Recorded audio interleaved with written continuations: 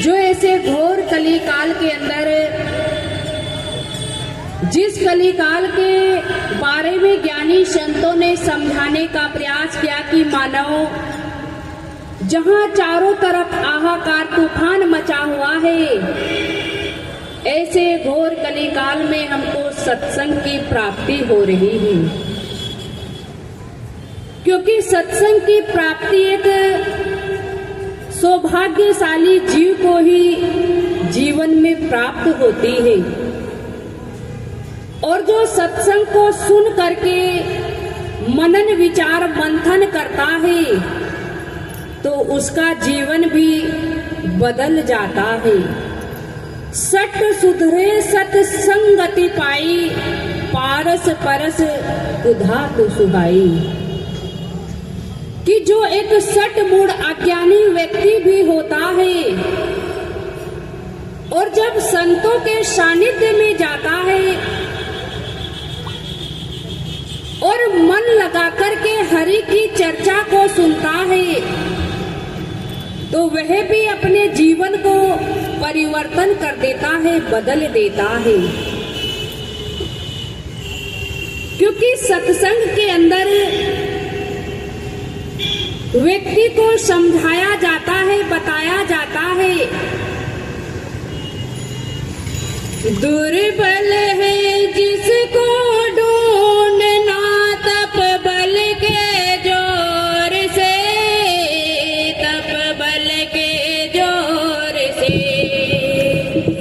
दुर्बल है जिसको ढूंढना तप बल के जोर से, तप बल के जोर से। वो खुद ही खींचे आते हैं सत्संग की डोर से, सत्संग की डोर से।